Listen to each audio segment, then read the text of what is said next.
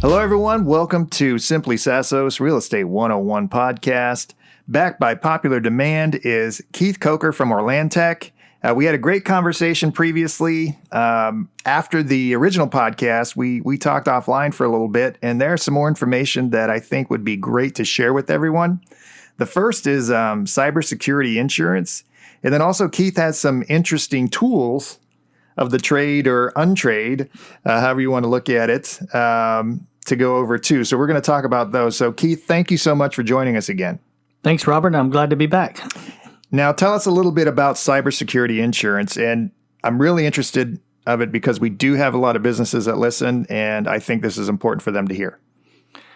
Yes, we now recommend to all of our clients to have cybersecurity insurance and to get with your agent and kind of review your needs. So like if you can be hit for fines or any type of data breach of your client information, because there's several different items that could affect you. So you want to make sure you're covered 100% on that. The limits right now, I think are very affordable. I think a $1 million policy only runs about $1,500 a year. And for a company, that's not bad at all. So we tell people to think about the worst case scenario, like if you were to have $100,000 transferred out of an account on a real estate transaction or something, and that money's gone, you want that to be covered under the insurance. Of course, the deductibles, you want to, $5,000, $10,000, $50,000, whatever might fit your budget to reduce your pricing. But you can also get this insurance on your homeowner's policy as well. So we're actually recommending that for homeowners because if you have, like in the last podcast, I talked about my friend had $10,000 taken out of his bank account twice, and it's very, very affordable for to just add that policy under your homeowners to give you that peace of mind. Okay, well, that's good to know because that makes it a lot easier. And actually tying that back to real estate, that makes it a lot easier for us when we're talking about homeowners insurance, because that's obviously something they need to get when they're doing the purchase of their home, to not forget to add this to it. It also brings more value to you, the realtor, hint, hint, wink, wink, if you bring something like that up, because I'm sure most realtors aren't doing that. Now, you showed me some cool tools last time, so you brought them back, and we'll have video of this as well that'll be a companion to this audio. But tell us a little bit about the tools that you have. So this kit I have, it's called a Hack 5 field kit. I bought it off the internet last year for a couple $100. And yes, it's 100% legal. But some of the tools in this is what hackers would use to breach inside your corporate network or in your home as well. So the first item I'm going to discuss it's called a Rubber Ducky. So the names of these devices, they're a little unique, but this Rubber Ducky, which you'll see a picture of it on the website if you want to, but it's basically looks just like a thumb drive, a USB thumb drive, and it's actually an 8 gig thumb drive, and you copy and paste files to this all day long. You can stick it in your computer, you can scan it for viruses and malware, and it comes up clean. But what's interesting about this thumb drive is you can take it apart, and inside of it, there's a chip on it, and the chip is a keyboard driver. So when you insert this thumb drive into your computer, it'll load the storage device, but then it will load in the background a keyboard driver. And not only that, there's a hidden micro SD slot inside of this where I'll put my little chip in there, and I'll put my payload on it. So I can have ransomware, a keylogger, whatever I want to go on this device. So as soon as you plug it in and you've logged in, you've given it credentials to your system, to your network, it'll load that keyboard driver and then start typing commands to activate the payload that's on it. So everything we're seeing, articles on, and they were selling these out in Vegas. I talked about the hacker conferences I attended. These were selling like hotcakes, but so what they do is they buy these by the 50-pack, 100-packs. They're very affordable. They put their payload on it. And so say hackers here in Orlando, and what they're doing now is they're going to places that business executives hang out at. So they'll go to Mathers downtown. They'll go to Hillstones. They'll go in the restroom, and they'll just go in there and leave the thumb drive sitting on the sink. They'll go to the bar, have a drink, just leave it sitting next to their drink when they leave, just hoping to get somebody that works at a business to pick it up and take it back in, because if they can get inside that business and then spread ransomware, they could have $100,000 payday for just a couple of dollar USB drive. And trust me, this is happening everywhere. Wow. So never pick up thumb drives. If you do see one in a bar or hotel or restaurant or something, I recommend just giving it to the hostess and warning them that it could be fraud, and keep it for 24 hours or so. And if nobody comes back to retrieve it, just throw it away. My staff knows to never get any pick up any device like this anymore. And if you don't think people will do this, I did a trade show 2 months ago, and we had our giveaways on one side, and I was talking about my cybersecurity presentations and the hacker tools on the other, and somebody stole my USB drive. So if I'd have had a payload on there, I'd be inside their system right now. So it does happen. And this technology was invented by the U.S. and Israeli government, along with Siemens Corporation, and it's called STUXNET, STUXNET. If you're interested in that tech geeky stuff on how we set back the Iranian nuclear program 8 years, this little USB device is what did it. Wow. So I don't have time to go into the entire story, but we got this in the hands of the nuclear scientists over there, and they took it in their network and destroyed a lot of their centrifuges. But it's never been publicly acknowledged, but there's tons of information on the internet about it. The next little device I have here is called a land turtle. So this device, especially for real estate and commercial properties and stuff, can be key, property managers and all. So what we're seeing with this device is the hackers will wait outside of a building, maybe 3 or 4 story building with multiple companies in it, and they'll wait for the cleaning crew to come outside. And so they'll go to one of them and say, hey, here's $300 cash. Mm-hmm. Do you have access to the CEO's office or the server room? And, depending on your cleaning crew, they give them this device. All they got to do is plug it in USB port, then plug the patch cable into it. Then everything that CEO does is transmitted to the hacker offsite from this device. So you got to be very careful with that. Be sure to do some good background checks on your cleaning crew. This other device here I have is called a pineapple. I like the names. Yeah. So this is probably the most dangerous device out of all of them I have. So say you're at a Starbucks and you go and you get your coffee and you connect to their open hotspot so you can get some work done. What you don't realize is I'm sitting in a booth in the corner with my laptop, and I can be in a suit or whatever, so I look like I'm professional. I connect to their open hotspot from my laptop, say it's Starbucks or whatever what it's called, and then I plug this in and I activate it with the software that comes with the kit. And then I rename mine Starbucks Open, Starbucks Free. I'll name it the same exact thing as their hotspot's called. And I activate it and I sit and wait. So then somebody comes in to Starbucks, they connect to me. I can copy the splash screen that they put up that I agree I won't be doing anything illegal and so forth. But so they connect to me and then they go out through the Starbucks. Well, they don't realize everywhere they're going now, I'm capturing every single thing they do because I am their hotspot and it's copying it down to my laptop.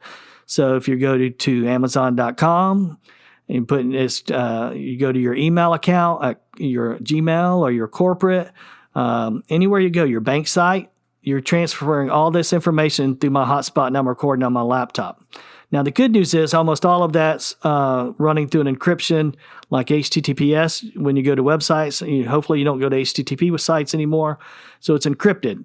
If you're going to an HTTP website, it's like you're typing in Notepad and I'm capturing everything you do easily. If you go to HTTPS website, it is encrypted. But if you're using a weak password, which I talked about on my last podcast, then you're in trouble because I'm going to capture that and I can decrypt it probably within a minute. So say if I use Keith123, which is 8 characters, even with an upper lower, I can crack that and ran it was 26 seconds, I think, with free utilities off the internet.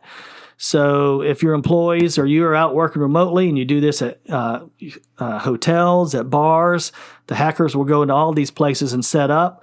Another dangerous thing is, so when you connect, say you go to Hilton, and usually like their access points or hotspots are called H-honors a lot of times. So, and if you tell your phone to auto connect when it connects to a wireless, so you don't even have to take your phone out of your pocket. I can put H Honors, I can put Marriott, I can put Spectrum, I can put a lot of the ones around Orlando that I know are hotspots. And your phone you can just walk in and your phone will see that available hotspot and connect to it automatically because you've told it to.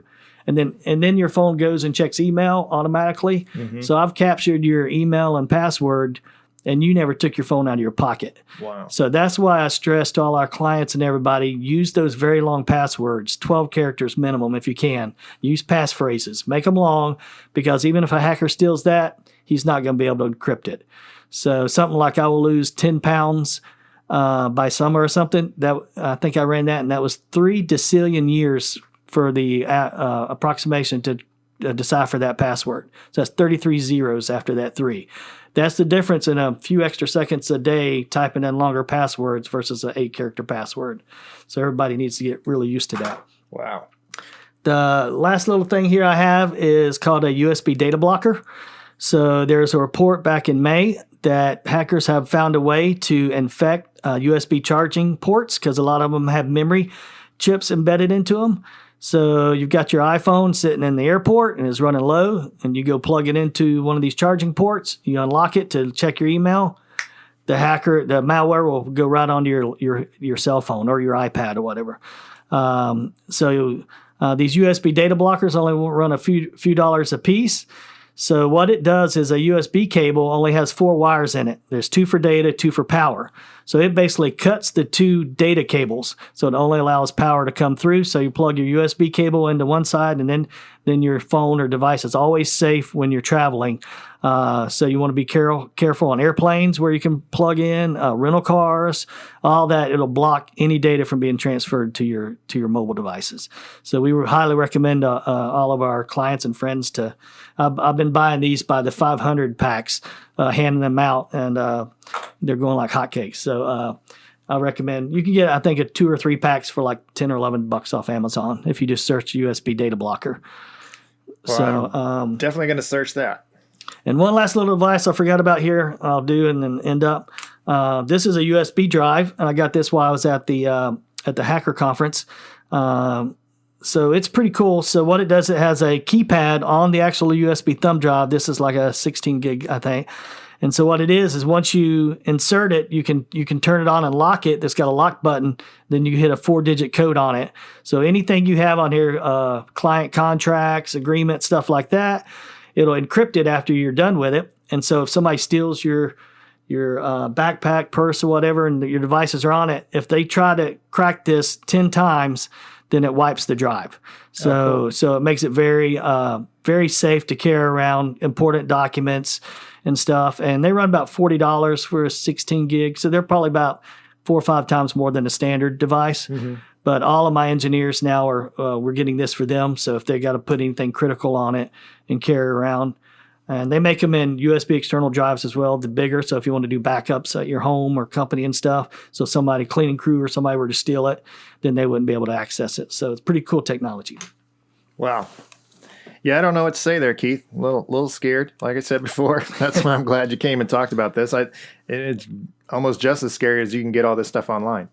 You can just order it. And it's all legal. It'll come right to you. So diligence is the key. And again, I can't stress enough that you have to be diligent. One, not only because of the potential financial loss can be very dramatic, but also from a professional standpoint, the liability. The liability is all on you. So to say I didn't know or I wasn't aware of that, it's like everything else, you have to educate yourself. So when it comes to cybersecurity, Keith is definitely the man. Orlantech is definitely the company. Keith, in case anyone didn't hear the last one, because I'm sure they'll be going back to it if they didn't, to our previous episode, tell us a brief synopsis about Orlantech and how they can best reach you.